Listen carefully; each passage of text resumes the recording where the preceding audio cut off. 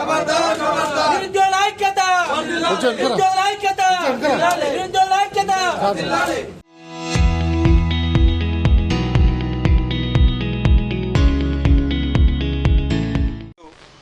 వెంటనే ఉద్యోగాలకు నోటిఫికేషన్లు ఇవ్వాలని ధర్నా కార్యక్రమాలు చేస్తూ ఉన్నారు. ఈరోజు రాష్ట్ర ప్రభుత్వము ముఖ్యమంత్రి ఏమో ఉద్యోగులు నోటిఫికేషన్లు వద్దంటున్నారని బుకాయిస్తూ ఉన్నాడు. ఇవాళ ఈ లైబ్రరీలో ఉన్నటువంటి యువత గత 2.5 సంవత్సరాలుగా ఎప్పుడు నోటిఫికేషన్లు వస్తాయా, ఎప్పుడు మేము జీవితంలో స్థిరపడతామని ఎంతో ఓపికగా ఎదురు చూస్తూ ఉంటే 2.5 ఏళ్లుగా రేవంత్ రెడ్డి నోటిఫికేషన్లు ఇచ్చిందే లేదు. ఆనాడు రాహుల్ గాంధీని తీసుకొచ్చి అశోక్ నగర్ సెంట్రల్ లైబ్రరీ మెట్ల మీద కూర్చొని మొదటి ఏడాదిలోనే 2 లక్షల ప్రభుత్వ ఉద్యోగాలు నింపుతామని నమ్మించారు. ఫుల్ పేజ్ అడ్వర్టైజ్మెంట్లు ఇచ్చారు. అన్ని పత్రికల్లో కూడా కాంగ్రెస్ ప్రభుత్వం అధికారంలోకి వచ్చిన మొదటి ఏడాదిలోనే 2 లక్షల ప్రభుత్వ ఉద్యోగాలని నమ్మబలికారు.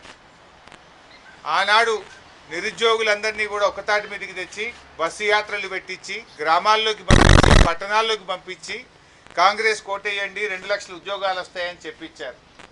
తల్లిదండ్రులకు కూడా అమ్మ కాంగ్రెస్ కోటేస్తే మాకు ఉద్యోగం వస్తుందని చెప్పి ప్రచారం చేయించుకున్నారు. తల్లిదండ్రుల చేత కూడా ప్రచారం చేయించుకున్నారు. ఆనాడు నమ్మించారు, నేడు వంచింది. ఆనాడు నమ్మించడం, నేడు వంచడం కాంగ్రెస్ నైజం. కాంగ్రెస్ పార్టీ ఆనాడు చెప్పి ఇలా ముఖం చాటేసినారు. పక్కనే సినిమా థియేటర్ ఇనాగ్రేషన్కి పోతుండు రేవంత్ రెడ్డి, కానీ అశోక్ నగర్ సెంట్రల్ లైబ్రరీ వైపు కన్నెత్తి కూడా చూస్తలేడు. ఎందుకంటే ఆడికి పోయేటట్లేదు పరిస్థితి. ఇవాళ ఎంత దుర్మార్గం అంటే ఏ అశోక్ నగర్ సెంట్రల్ లైబ్రరీకి దగ్గరికి పోయి ఆనాడు నిరుద్యోగులకు నమ్మించి ఓట్లు వేయించుకున్నాడో ఇవాళ అదే అశోక్ నగర్ సెంట్రల్ లైబ్రరీలో పోలీసుల చేత పిల్లల వీపులు పగలగొట్టిస్తున్నాడు రేవంత్ రెడ్డి. పోలీసుల చేత రక్తాలు గారించే విధంగా పిల్లల్ని కొట్టిస్తున్నాడు రేవంత్ రెడ్డి. సెంట్రల్ లైబ్రరీకి తాళాలు వేసి దాన్ని పోలీసుల నిలయంగా మార్చిండు రేవంత్ రెడ్డి. నేను అడుగుతా ఉన్నా, బల్మూరి వెంకట్లో, ప్రొఫెసర్ కోదండరామ్ గారు, రేవంత్ రెడ్డి గారు, బట్టి విక్రమార్కలో ఎందుకు మీ గొంతులు మూగపోయినాయి? ఆ రోజు పెద్ద పెద్ద మాటలు చెప్పింది కదా. ఆనాడు కేసీఆర్ గారు 2 లక్షల ఉద్యోగాలకు నోటిఫికేషన్ ఇచ్చారు. 1,60,000 ఉద్యోగాలు మేము నింపాం. బీఆర్ఎస్ హయాంలో 1,60,000 నింపినాం. ఆ మిగిలిన వాటికి నువ్వు కాగితాలు పంచి నేనే పంచినా అని చెప్పుకుంటున్నావు.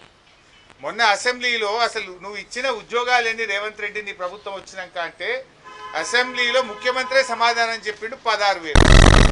నువ్వు ఇచ్చింది 16,000. ఇస్తానన్నది 2 లక్షలు, ఇచ్చింది 16,000.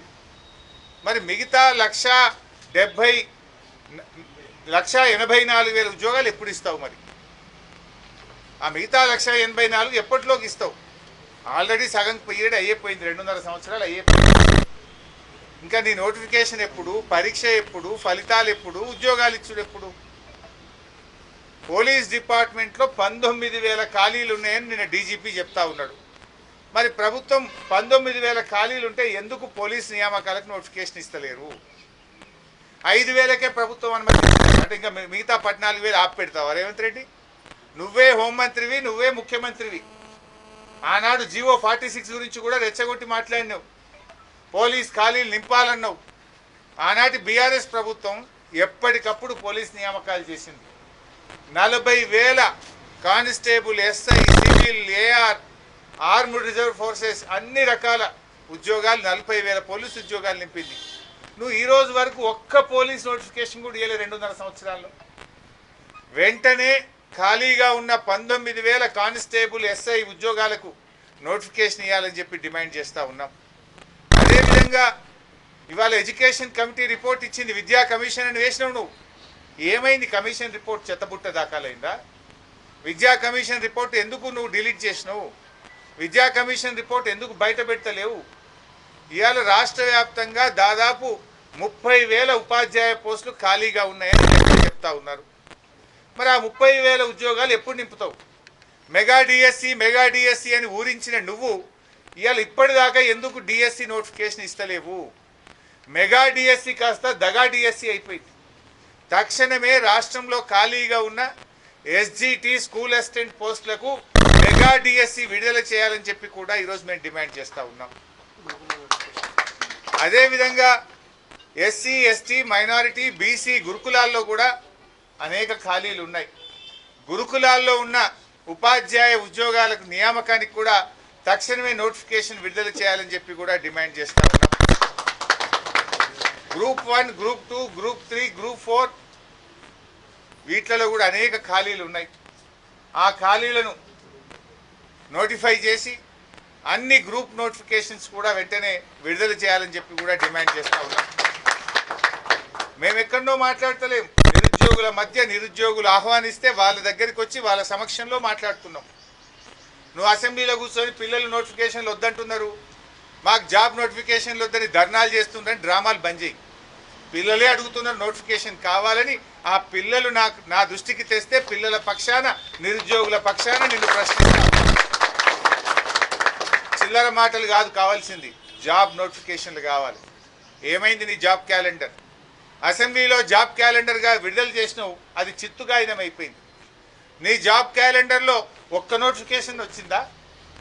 నీ జాబ్ క్యాలెండర్లో చెప్పిన ప్రకారంగా ఏ డేట్కైనా నీ జాబ్ క్యాలెండర్ విడుదల చేసిన తర్వాత ఒక్క నోటిఫికేషన్ రాలేదు. నీ జాబ్ క్యాలెండర్ జాబ్లెస్ క్యాలెండర్ అయిపోయింది. స్క్రాప్ చిత్తుగాయినం అయిపోయింది నీ జాబ్ క్యాలెండర్. నీ మాటలు బోగస్, నీ చేతలు బోగస్, అంతా బోగస్ అయిపోయింది కాంగ్రెస్ ప్రభుత్వం.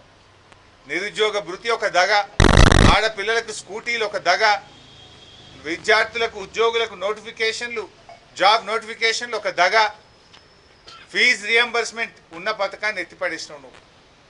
ఇలా చదువుకునే పిల్లలకు ఫీజు రియంబర్స్మెంట్ లేకుండా విద్యకు కూడా పిల్లల్ని దూరం చేస్తూ ఉన్నావు. ఏమంటుండ్రు రేవంత్ రెడ్డి? హోటళ్ళల్లో పనిచేయాలన్నట, చిప్పలు కట్టుకొని పనిచేయాలనా? ఉద్యోగాలు ఏవా రేవంత్ రెడ్డి అంటే?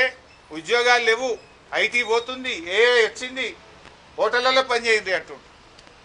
అంటే ఏమడుగుతున్నావు? గోల్ కట్టుకోమంటున్నావా? హోటళ్ళల్లో సర్వీస్ చేయమంటున్నావా? మా పిల్లలు పీజీలు చేసింది, గ్రాడ్యుయేట్లు అయింది, డాక్టరేట్లు పొందింది, బీఈడీలు చదివింది, హోటళ్ళల్లో పనిచేయడానికి రేవంత్ రెడ్డి? ఇలా నిరుద్యోగుల్ని అవమానపరుస్తున్నావు నువ్వు.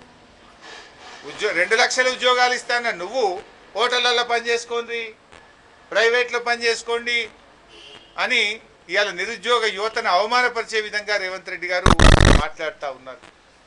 నువ్వు ఇచ్చిన మాటకు నిలబడతావా?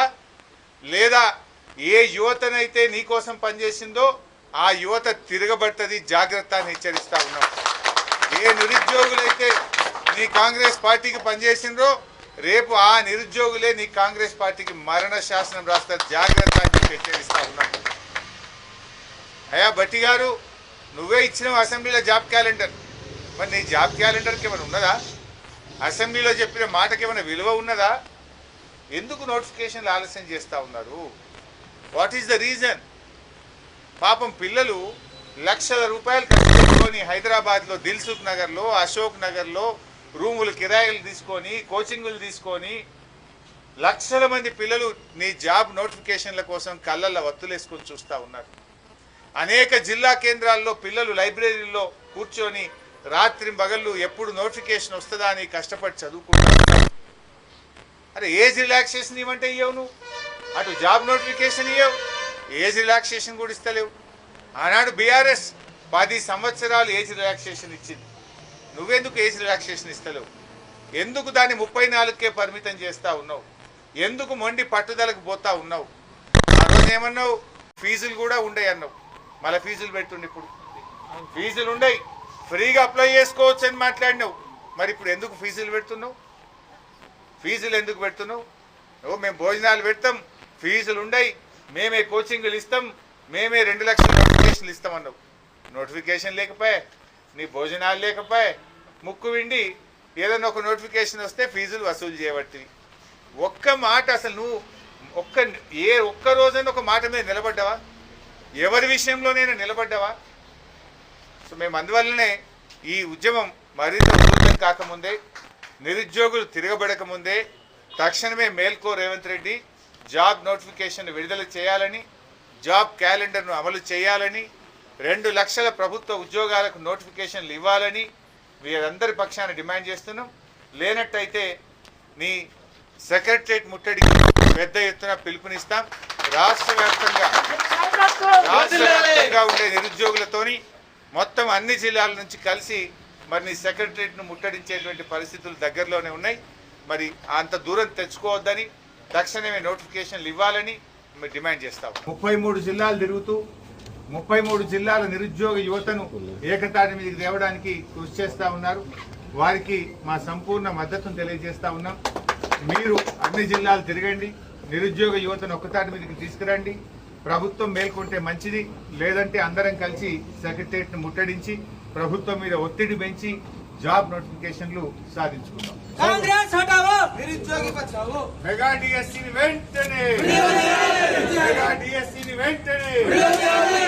2 లక్షల ఉద్యోగాలకు జాబ్ నోటిఫికేషన్లు, 2 లక్షల ఉద్యోగాలకు జాబ్ నోటిఫికేషన్లు, గ్రూప్స్ ఉద్యోగాలకు నోటిఫికేషన్లు, గ్రూప్ ఉద్యోగాలకు నోటిఫికేషన్లు, గ్రూప్ ఉద్యోగాలకు నోటిఫికేషన్లు, DSC notification, mega DSC notification, mega DSC notification.